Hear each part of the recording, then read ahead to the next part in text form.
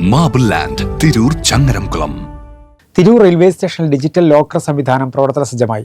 ഒന്നാം പ്ലാറ്റ്ഫോമിൽ തയ്യാറാക്കിയ ലോക്കറിന്റെ ഉദ്ഘാടനം railway station manager Somasundaran, station superintendent Vinod Kumar എന്നിവർ ചേർന്ന് പൊതുജനങ്ങൾക്കൊപ്പം ചേർന്നാണ് നിർവഹിച്ചത്.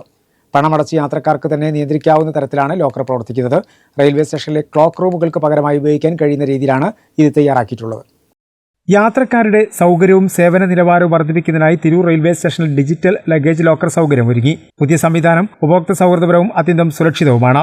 കൂടാതെ യാത്രക്കാരുടെയും തീർത്ഥാടകരുടെയും ആവശ്യങ്ങൾ നിറവേറ്റുന്നതിനായി രൂപകൽപ്പന ചെയ്തതാണ്. Station manager Somasundaran, station superintendent Vinod Kumar എന്നിവർ പൊതുജനങ്ങൾക്കൊപ്പം ചേർന്നാണ് ഈ സൗകര്യം ഉദ്ഘാടനം ചെയ്തത്. ഡിജിറ്റൽ ലഗേജ് ലോക്കറുകൾ സ്ഥിരമായി റെയിൽവേ യാത്ര ചെയ്തവർക്ക് ഏറെ സഹായകരമാകും. മൊബൈൽ നമ്പർ ഉപയോഗിച്ചുള്ള OTP സ്ഥിരീകരണത്തിലൂടെയാണ് ലോക്കറുകൾ പ്രവർത്തിക്കുന്നത്. മുഴുവൻ സംവിധാനവും CCTV നിരീക്ഷണത്തിലാണ്. സുരക്ഷ, സുതാര്യത, സൗകര്യം എന്നിവ ഉറപ്പാക്കുന്നതിനായി ഡിജിറ്റൽ പേയ്മെന്റ് മാത്രമേ സ്വീകരിക്കൂ. മീഡിയം, ലാർജ്, എക്സ്ട്രാ ലാർജ് എന്നിങ്ങനെ വിവിധ വലിപ്പങ്ങളിൽ ലോക്കറുകൾ ലഭ്യമാണ്. യാത്രക്കാർക്ക് അനുകൂലമായ നിരക്കുകളാണ് നിശ്ചയിച്ചിരിക്കുന്നത്. മീഡിയം ഉപയോഗിക്കുന്നതിന് 6 മണിക്കൂറിന് 40 രൂപയും, ലാർജിന് 6 മണിക്കൂറിന് 100 രൂപയും, എക്സ്ട്രാ ലാർജിന് 6 മണിക്കൂറിന് 140 രൂപയുമാണ് ഈടാക്കുന്നത്. ഡിജിറ്റൽ ലോക്കർ എന്ന് പറയുന്നത് യാത്രക്കാർക്ക് സ്വയം പ്രവർത്തിപ്പിക്കാവുന്ന ഒന്നാണ്.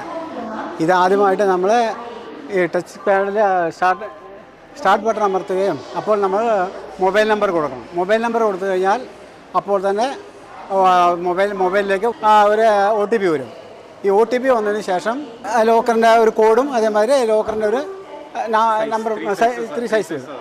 Kozhikode Bangalore central, Chennai central, Katpadi junction, Tiruvannamalai, Melmaruvathur, Villupuram junction, Nagapattinam എന്നിവിടങ്ങളിലെ റെയിൽവേ സ്റ്റേഷനുകളിലാണ് സമാനമായ സൗകര്യം നിലവിലുള്ളത്. കേരളത്തിൽ ഇത് രണ്ടാമത്തെ ലഗേജ് ലോക്കർ സംവിധാനമാണെന്ന് സെയിൽസ് മാനേജർ ഷൺമുഖ സുന്ദർ പറഞ്ഞു. Once I pay the amount on GP, automatic door will get open and we can place the material and we can close the door.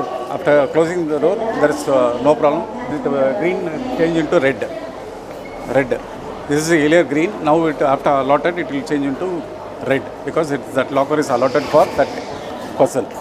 When they are coming back, again they have to put the mobile number. Again they have to put the OTP, and then only we will open the door and we can take the material out. Our bag can be taken safely. If within that time, like 3 hours, we have selected the slab.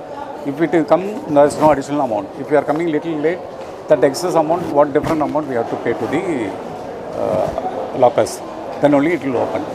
Or if in case any support is there, there is a toll-free number is there. So always we can call and take the support. Toll-free number is there. So can take a support. People will be watching by camera always 24/7. So any support in their own language they can ask.